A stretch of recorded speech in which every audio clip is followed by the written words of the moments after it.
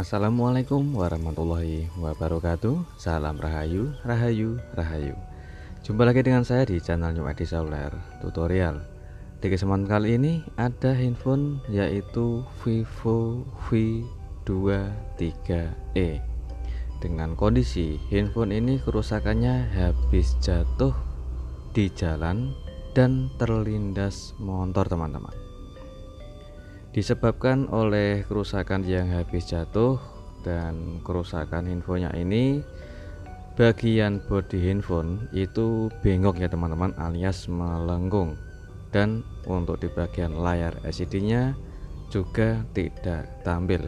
Namun alhamdulillahnya handphone atau mesin ini apabila dapat notifikasi suara itu masih keluar, teman-teman.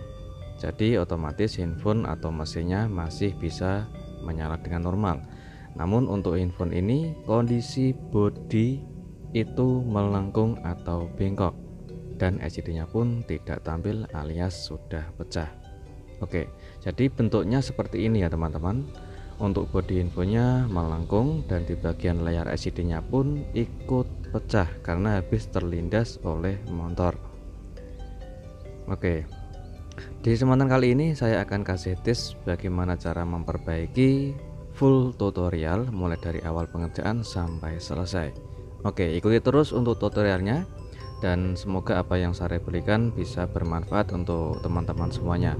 Kita bongkar dulu untuk di bagian backdoor dengan cara kita panasi menggunakan blower atau alat separator sebagai penghangat. Tujuannya untuk mempermudah pembongkaran backdoor. Untuk di bagian backdoor ini karena kondisinya ini sudah ikut pecah atau retak, jadi harus hati-hati apabila kita pengen membongkarnya. Dan untuk infonya, setelah saya bongkar backdoornya masih tetap melengkung atau bengkok ya teman-teman, karena untuk di bagian handphone yang melengkung atau bengkok itu yang bikin melengkung itu adalah posisi bagian frame atau tulangan tengah. Oke, untuk di bagian pembongkaran handphone usahakan di bagian modul kamera itu usahakan dilindungi dulu agar tujuannya tidak bikin kamera kotor atau tergores saat kita proses mengerjakan. Oke, untuk di bagian bezel atau tulangan tengah sudah kita bongkar dan perhatikan di bagian ini dekat tombol atau fleksibel on off atau juga di bagian samping itu terlihat jelas masih tetap melengkung atau bengkok ya teman-teman. Sebelum kita melepas soket fleksibel LCD, kita lepas dulu untuk di bagian penutup mesin dan lalu kita lepas fleksibel baterainya. Saat saya mau melepas di bagian switch kabel antena itu ternyata di bagian kepala switch mata kabel antenanya itu terlepas teman-teman, yang disebabkan oleh kondisi handphone melengkung atau bengkok. Jadi untuk kabel antenanya ikut ketarik. Dan di bagian ini perhatikan untuk di bagian mesin juga ternyata ikut melengkung atau ikut bengkok teman-teman. Dan ada bagian kaleng juga agak sedikit luka. Dan perhatikan di bagian frame atau bagian tulangan LCD yang dekat fleksibel on off itu terlihat jelas kalau bodinya melengkung ya teman-teman. Sebelum kita perbaikan, kita lepas dulu di bagian bawah. Ini ada fleksibel LCD beserta yaitu fleksibel mainboard dan juga ada fingerprint teman-teman. Kita angkat dulu papan chargernya atau papan UI dan kita akan proses untuk membongkar LCD. Untuk di bagian fleksibel sidik jari atau fingerprint harus extra hati-hati ya teman-teman, agar fingerprintnya atau fleksibel sidik jarinya tidak putus atau tidak robek. Dan lanjut kita pembongkaran LCD. Untuk memisahkan LCD dari frame kita bisa menggunakan alat blower sebagai penghangat atau pemanas dan bisa menggunakan alat separator. Untuk di bagian LCD ini masih utuh meskipun di bagian atas itu tidak ada keretakan, namun yang retak itu di bagian dalam LCD teman-teman. Untuk layar AMOLED khususnya apabila jatuh atau retak itu pasti tidak bakal tampil. Untuk di bagian bodi tulangan LCD ini melengkung ya teman-teman, melengkung dan bengkok. Dan perhatikan di bagian fleksibel maksud saya sensor sidik jari, kita harus melindungi dulu, dan kita akan proses perbaikan di bagian tulangan LCD ini tanpa harus kita mengganti frame atau tulangan LCD yang baru. Kita coba luruskan dulu, yaitu dengan cara kita tekan secara halus dengan arah yang berlawanan.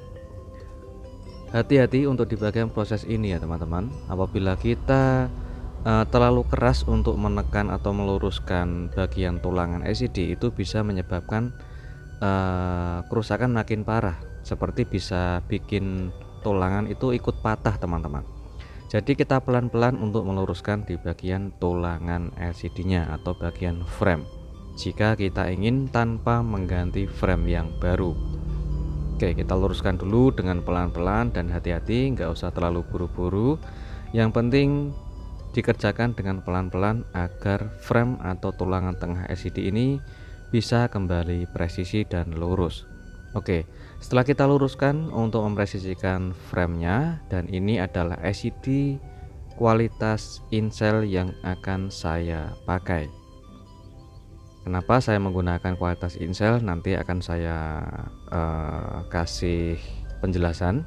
Sementara kita coba untuk unboxing dulu, yaitu kualitas LCD Incel ini untuk tipe Vivo V23e, dan kita coba untuk membandingkan, yaitu bentuk dari LCD original sama LCD kualitas Incel atau KW dengan kualitas Incel. Perhatikan di bagian bawah, list pada bagian bawah, kalau merek Incel itu jaraknya lebih agak panjang, dan fleksibelnya untuk di bagian touchscreen juga beda dan tidak ada lubang sidik jari, beserta bentuk dari fleksibel LCD atau jalur fleksibel LCD nya itu beda.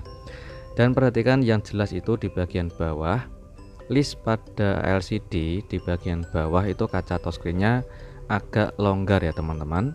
Dan ini adalah ketebalan perbedaan LCD OLED atau maksud saya LCD AMOLED originalnya sama LCD Incel. Ketebalannya sangat beda teman-teman.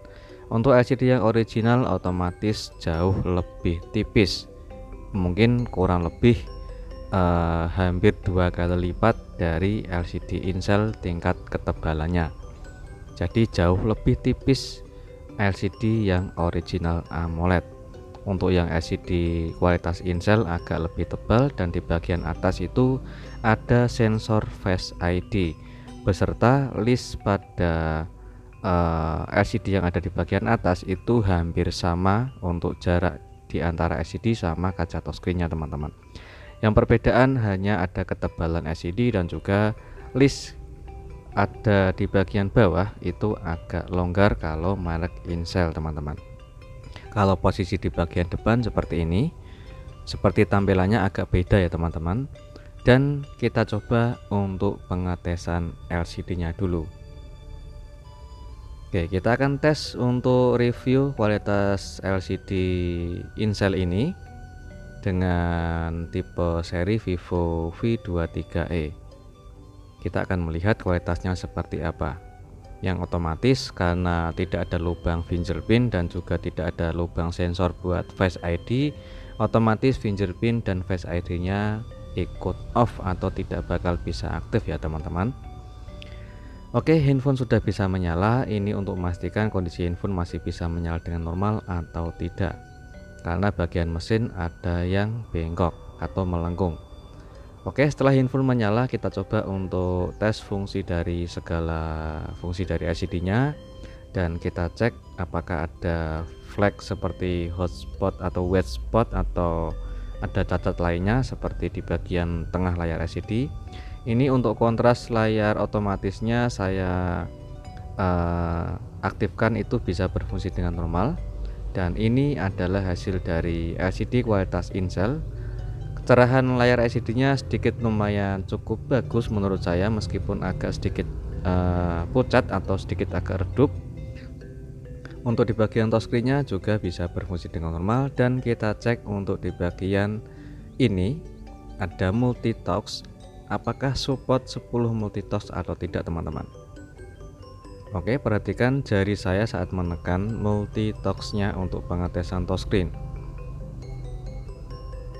Ternyata untuk 10 jari itu tidak support teman-teman untuk kualitas yang insel ini, hanya terdeteksi 5 jari saja, tidak bisa 10 jari ya teman-teman. Jadi itu adalah kualitas insel, sedangkan yang ini adalah LCD OLED. Saya akan coba untuk jelaskan sedikit perbedaannya. Untuk di bagian belakang LCD OLED seperti ini, dan ini adalah posisi perbedaan LCD OLED sama LCD Incel. Bedanya kalau OLED ada lubang sensor Face ID sama lubang buat sensor sidik jari, dan ketebalannya pun sangat berbeda teman-teman. Jadi lebih tipis LCD OLED dibandingkan oleh LCD yang merek Incel atau kualitas Incel maksud saya teman-teman. Jadi apabila kepengen mengganti LCD, kalian bisa pilih perbandingan dulu sebelum mengganti LCD. Sedangkan di bagian ini saya perbaiki di bagian kabel switch antena yang kepalanya putus ya teman-teman, atau kepalanya itu terlepas. Karena untuk di bagian bodi mesin itu habis terlindas dan jatuh. Jadi untuk di bagian mesin agak sedikit melengkung atau bengkok, yang menyebabkan kabel antena ikut ketarik dan ikut putus. Di bagian ini saya akan coba untuk perbaiki dulu. Di bagian ada serabut yang samping kabel warna putih itu adalah ground ya teman-teman. Sedangkan yang saya coba untuk kerik dulu di bagian kabel warna putih itu, di tengahnya adalah jalur positif pada antena. Oke, jadi tanpa kita menggunakan kepala antena, langsung saja kita jumper teman-teman. Kecuali kalau ada pengganti kabel antena yang baru, kita harus menggantinya saja tanpa harus kita menggunakan teknik atau metode menyambung jalur positif pada kabel antenanya. Oke, saya akan kasih tips bagaimana cara menyambungnya. Kita klik di bagian kabel warna putih, sedangkan untuk ground kita buang saja atau tidak usah kita sambung, hanya kita sambung di bagian kabel tengah, yaitu kabel positif atau jalur positifnya. Kita klik jalur positif ke bagian mesin dan kita jumper. Oke, kita potong sesuai ukuran kawatnya, tidak usah terlalu panjang, dan kita bersihkan dari sisa-sisa flux saat kita selesai menyoldernya. Setelah kita bersihkan, kita kasih pengaman seperti lem UV atau buat lem PCB teman-teman. Kita keringkan dulu menggunakan lampu UV. Oke, setelah kering hasilnya seperti ini. Kita lapisi lagi menggunakan solasi ya teman-teman. Ini tujuannya untuk lebih kuat saja agar tidak mudah ketarik atau tidak mudah putus. Oke, apabila kalian kepengen membongkar mesin, itu kalian bisa melepas kawat, maksud saya kabel antenanya di bagian bawah papan cas. Itu ada kabel antena, kita lepas, lalu kita angkat mesinnya tanpa harus kita melepas kawat jumper yang sudah kita sambungkan tadi teman-teman. Sedangkan di bagian ini kita lindungi dulu di bagian fleksibel menggunakan solasi. Tujuannya untuk melapisi fleksibel dan juga memperkuat fleksibelnya, dan tujuannya agar tidak mudah rusak teman-teman. Oke, hasilnya seperti ini. Setelah kita melapisi juga memperkuat fleksibel LCD-nya, selanjutnya kita lepas plastik di belakang LCD.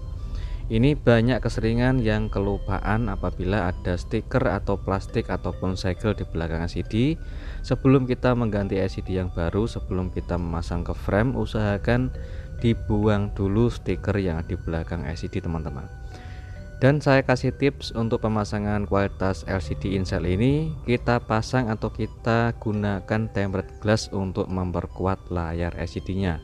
Dan sebelum kita pasang LCD, usahakan bersihkan dulu dari sisa-sisa lem yang terdapat di bagian frame.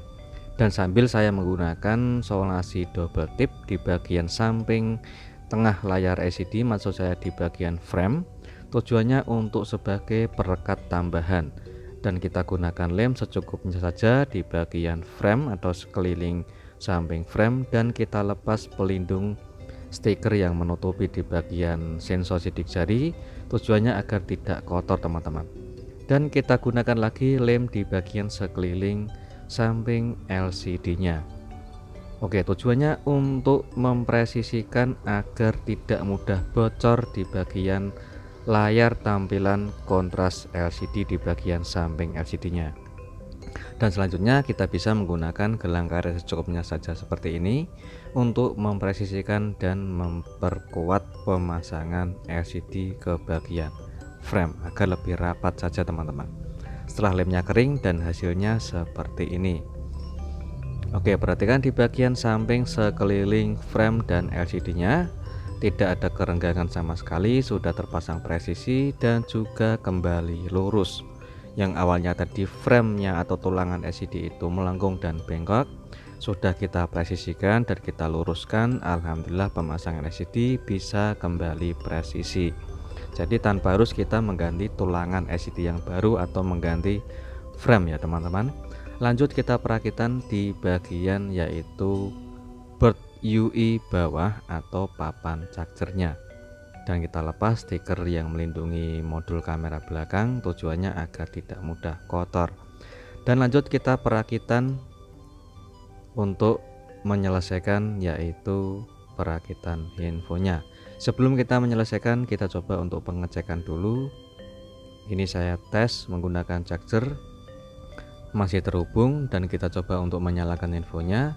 Ini untuk memastikan apakah handphone sudah benar-benar normal atau belum sebelum kita selesai merakitnya ya teman-teman. Oke, ini di bagian backdoor, karena bagian backdoor itu retak dan pecah, dan sedangkan untuk stok saya itu ternyata habis. Jadi nanti saya akan kasih tips bagaimana cara menghindari kaca bagian backdoor belakang itu agar tidak kelihatan pecah dan agar lebih awet saja dan tidak bikin makin parah di bagian tutup belakangnya. Dan ini adalah hasilnya setelah selesai pemasangan LCD kualitas Incel. Untuk kualitas LCD-nya masih bisa digunakan dengan normal, touchscreen-nya pun masih nyaman dipakai ya teman-teman. Alhamdulillah untuk pengerjaannya sukses dan tidak nombok. Dan kualitas LCD ini cukup lumayan bagus menurut saya daripada KW-KW-an atau KW kontras AAA bisa disebut gitu. Dan untuk sedangkan kualitas yang cukup sedang itu menurut saya kualitas Incel sama OLED.